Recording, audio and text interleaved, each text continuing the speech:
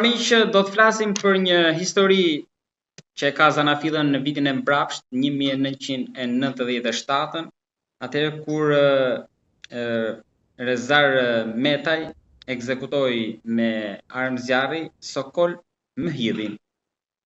Por disa vite më pas, dy vëllezërit e Sokol Mehidhit, Artur dhe Arben Mehidhi, ekzekutuan duke u hakmarr Rezar Metajn dhe më pas u arratisën në Itali duke filluar një jetë të re, duke ndryshuar dhe identitet në Artur Davidi dhe Arben Gjermeni.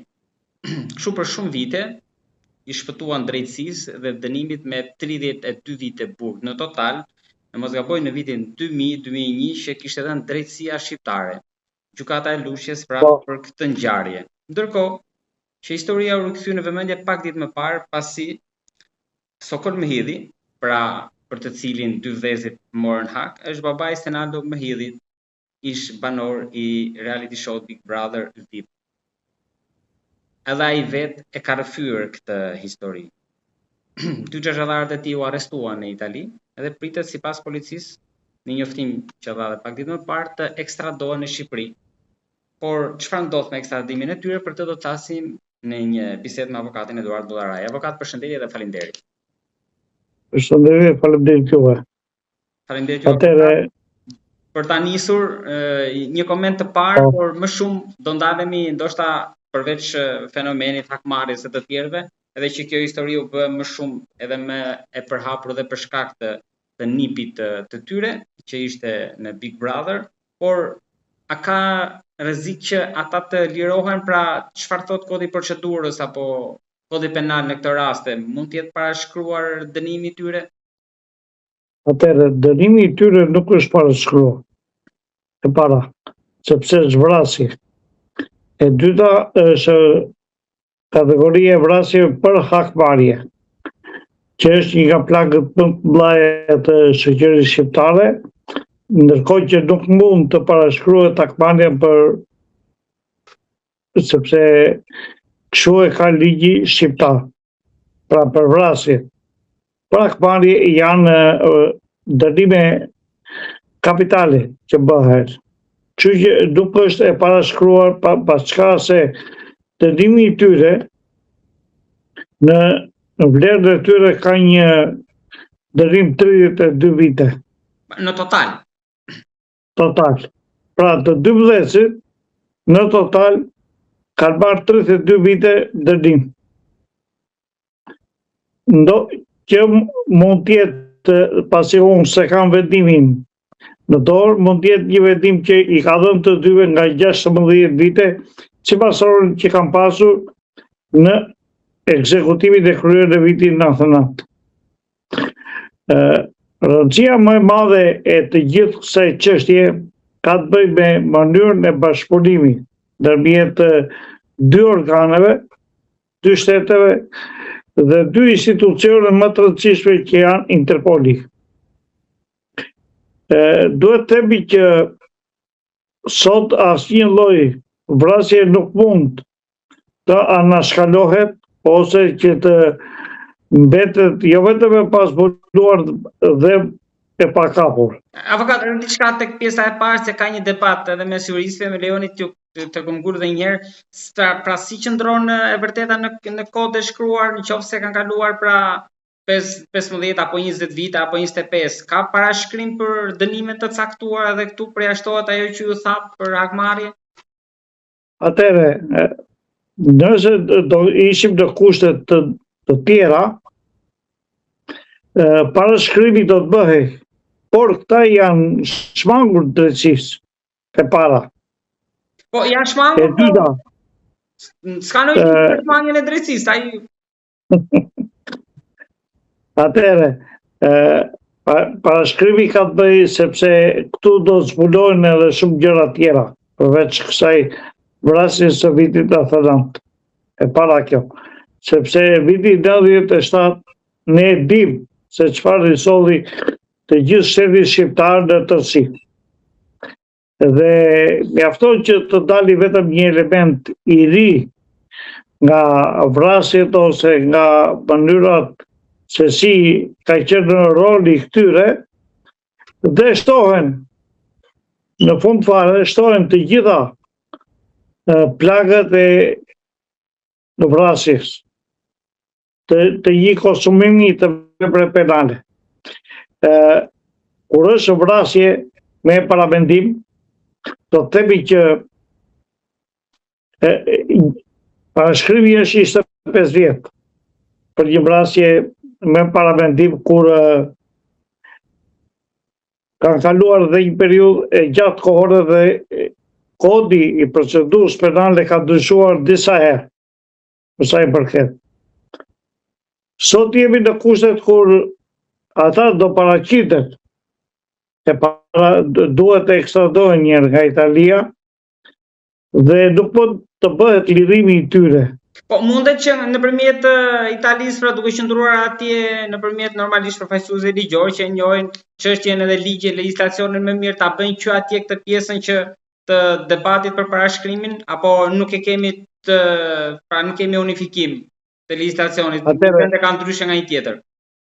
Sigurisht, e para dhe e dyta, ngjarja ka ndodhur në Shqipëri dhe është hetuar në Shqipëri, ka kohë që kërkohet nga institucionet shqiptare kjo ngjarje për të gjykuar dhe njerë, dhe SPAK-u ka investuar mjaft për gjetjen dhe kapjen e këtyre 12-ve. Nuk ishte lehtë kapja e këtyre 12-ve. Dhe nëse do ishim në kushtet kur ta mundet që të faleshin, ose të parashkruaj vendimi i dënimit të tyre, nuk ishte pse kërkoj nga Interpoli si dy element mjaft të rrezikshëm, ashtu si mund kërkoj dhe nga SPAK-u, sepse brenda mund të ketë edhe ngjarje të tjera të cilat ne nuk i dim sot çfarë mund dali nga hetimet që do të kryhen nga viti i mbrapsht i 97-s. Dhe cilat ishin arsyet dhe motivet e vrasjeve. Sepse shumë e thjeshtë që u vra një gjeton dhe pastaj u ngrit ata gjetoni tjetër dhe vran gjeton. Ndërkohë që këtu jemi në kushte tjera. Dhe të dy këta vëllezër, në atë kohë ne nuk kishim as sistemin e gishtave të gjurve. Dhe ka qenë e vështirë kapja dhe arrestimi i këtyre dy vëllezërve. Italia nuk mundet sado që ata mund të kërkojnë sot që gjykimi të zhvillohet në Itali, por nuk mund të zhvillohet në Itali ky gjykim. Ky gjykim do të zhvillohet në Shqipëri, ata do rikthehen në Shqipëri, do të hapet gjyqi dhe njerë nga e para për çështjen e tyre dhe do marrin dënimin e ri.